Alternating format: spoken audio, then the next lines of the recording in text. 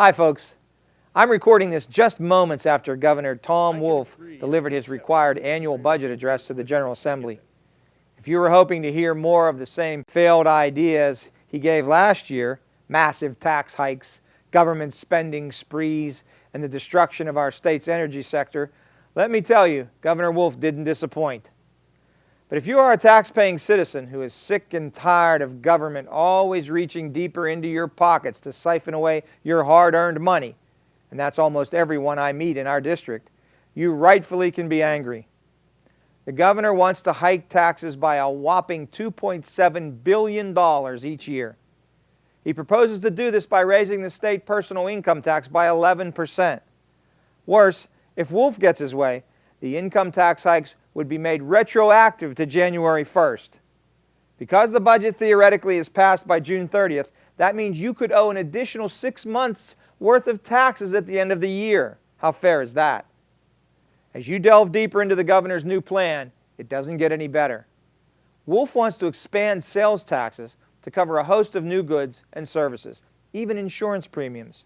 Seriously, if your house burns down and your homeowner's rates go up, Governor Wolf wants to tax that too.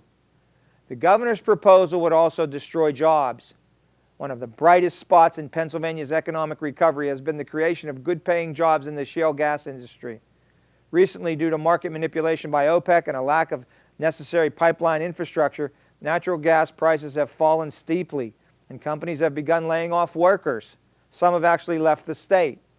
Just when the source of these important jobs is at its most vulnerable, Wolf wants to slap a 6.5% severance tax on the industry, likely in addition to the environmental impact fees it already pays. Folks, this could drive the shale gas industry out of business in our state, taking all of those jobs with it.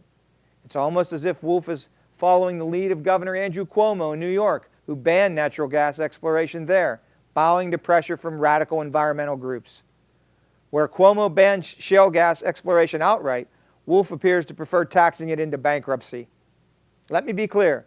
We stopped Wolf's tax and spend agenda last year, and we will do it again this year. During his budget address, Wolf said that his plan is all about the math. He also talked about the state running a structural deficit of $2 billion. Yes, Governor, it is about the math. You can't go about eliminating a deficit by spending more. You're being deceptive. You don't want to raise taxes to balance the budget and eliminate the deficit. You want to grow government exponentially, increasing its power and influence into greater areas of our lives. Listen, Governor, we the people starts here in the legislature. The voice of the people is rooted in the Assembly, and the House in particular. You have denigrated and disregarded the legislature, and by doing so, the people's house. You've said that our efforts to protect taxpayers from your massive tax hikes is garbage. You're wrong.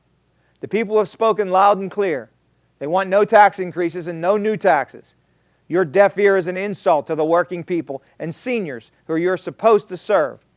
You can't only serve special interests with an insatiable appetite for spending. You must serve all of the people. I have introduced a budget plan that would do just that. My plan would control spending and protect the taxpayer. That is what we have done in the House for the last 5 budgets, and it's what we will do again. The budget I propose will actually cut spending to match the reductions in our economy and the loss of income of the average taxpayer. You call for needless spending is a deception, and it will only work if people are tricked into believing it. Well, the people have seen through it and are sending the message loud and clear. No increase in taxes. This governor and his staff have rejected the will of the people and are doing what is right in their own eyes. He has forgotten that he answers to a higher power than his inner circle. He answers to the taxpayers of Pennsylvania. But as his budget address has proven, his mind is not set on the taxpayers, but continues to be fixated on the special interests that support him. My proposed budget attempts to do what the people expect us to do and sent us here to do, reduce spending.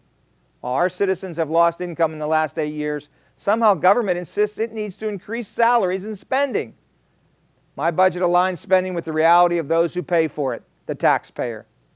The people have told forcefully on multiple occasions that they do not support the governor's past attempts to increase taxes, and I know that they will continue to do so.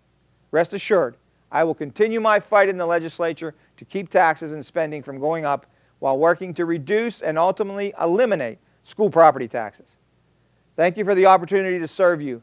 As always, in God we trust.